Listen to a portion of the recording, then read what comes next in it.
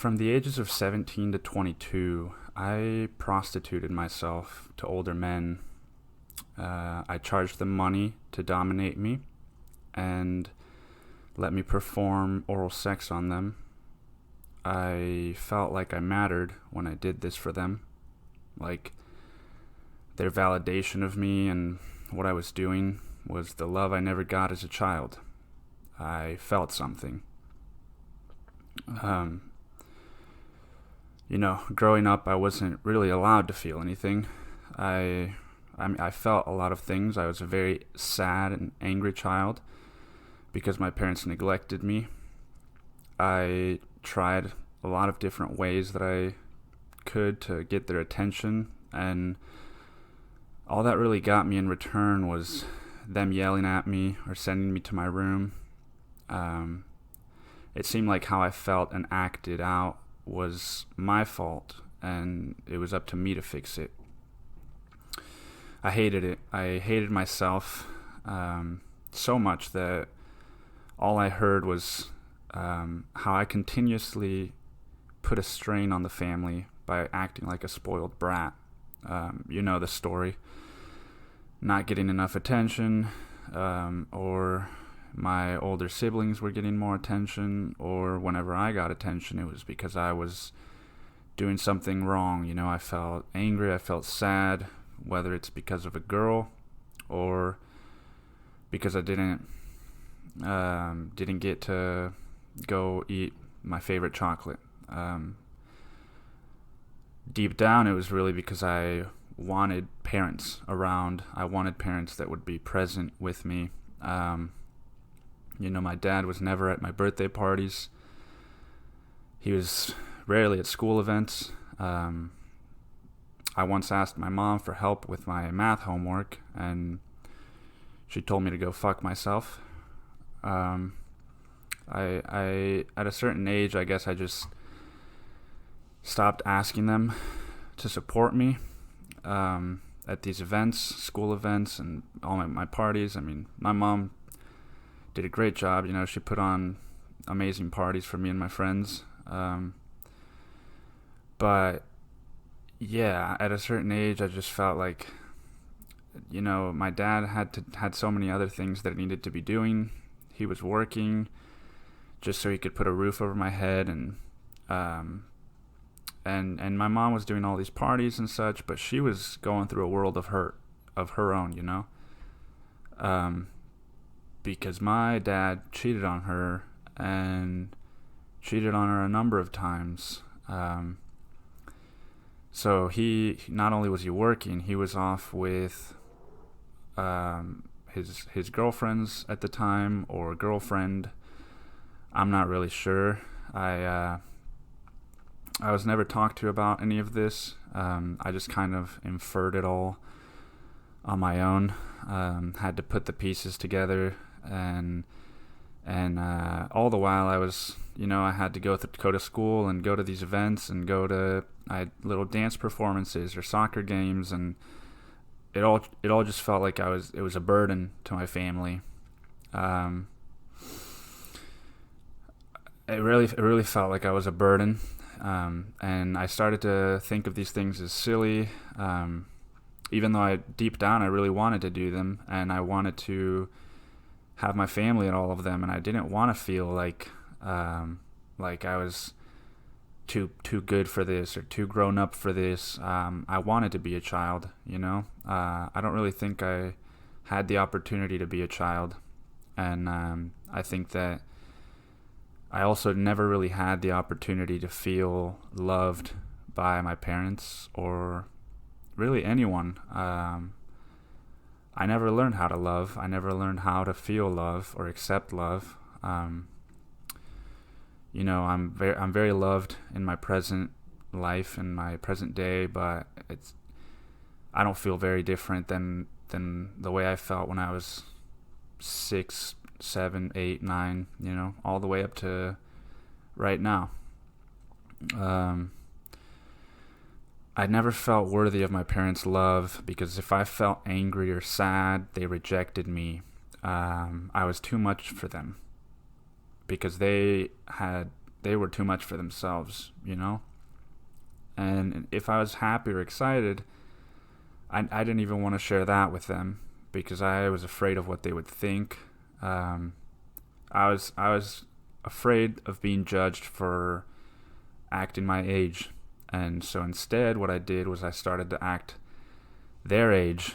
I was that kid at birthday parties that was too self-conscious to dance or run around with everyone else. And when I got to high school and I entered my first serious relationship, I became possessive and jealous and just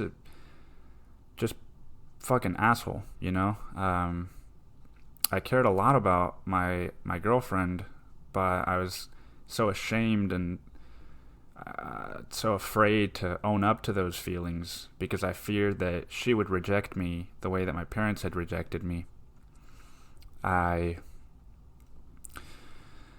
grew up fast and sloppy. I grew up thinking that love was unavailable for someone like me, and I grew up amidst a web of secrets and lies. I found cigarette butts in Mom's toilet, even though I'd never seen her smoke a cigarette in my life. I saw my father and a strange woman's silhouette through the curtain in my bedroom once, and heard them yell at each other for about a half hour, and I still don't know who that woman was. My sister was sent to boarding school when she was 13 for something I am also in the dark about. And sometimes, the one person that I do consider myself close to, even with him when I was younger, sometimes I had to bribe him just to spend time with me. So I was about as emotionally isolated as a child can be. And as I grew up, the issues I faced became more and more serious.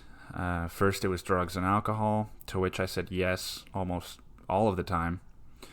Something to numb the pain, And second was the complexity of this high school, this intimate, monogamous relationship that I had with another person at 16 or 17.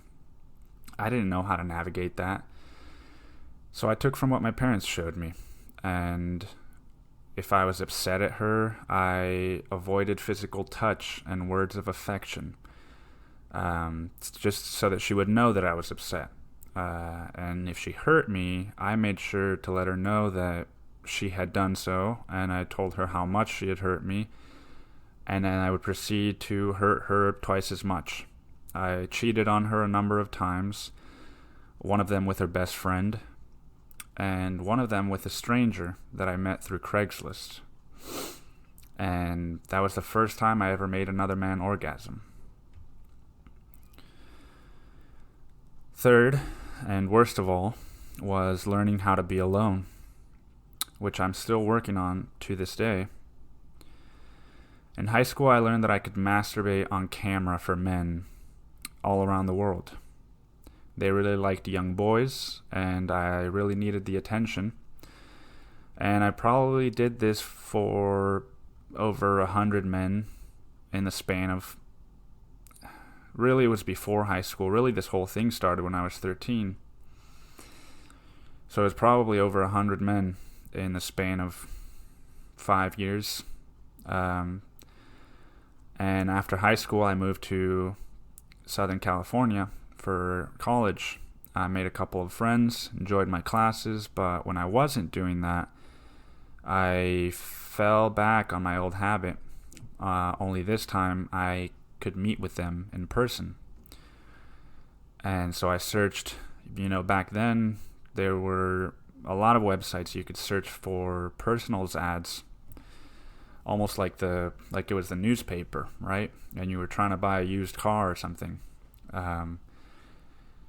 So I probably met with 20 men in that single year of college, and some of them more than once.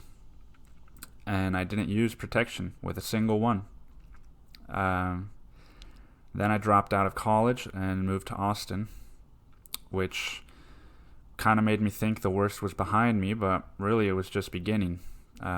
Since moving to Austin, I've met with just as many men, if not more, and I haven't used protection with any of them either.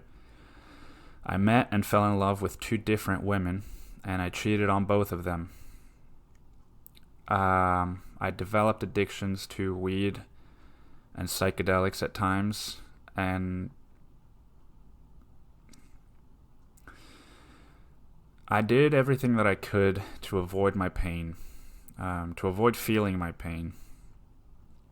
But when my most recent relationship ended, I started to feel my emotions differently than I was used to. I knew what mistaken expressions of hurt looked like and where those led me. I was aware that if I repeated the same pattern, I would find myself in the same spot in no time, only the pain would be exponentially worse, like it is now. It took me 3 months to tell her the truth and break her heart. It took me writing a 70,000 word memoir about my pain to build up enough courage to rid myself of the shame that I've carried my whole life,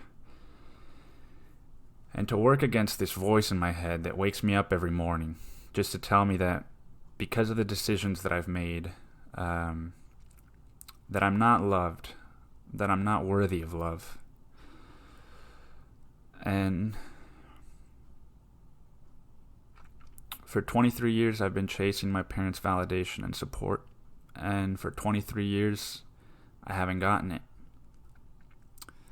When I told my dad I wanted to pursue writing and poker as my careers, he made fun of me for it. When I bragged to my mom about a $1,500 scholarship that I won for something I wrote in 30 minutes, she changed the subject. When I dropped out of college and told my dad after the fact, all he had to say was, "Well, you did it already. What the hell do you want me to say?" And with this 70,000 word book that I finished writing, when I told my mother about it and when I told my sister about it, they encouraged me not to publish it.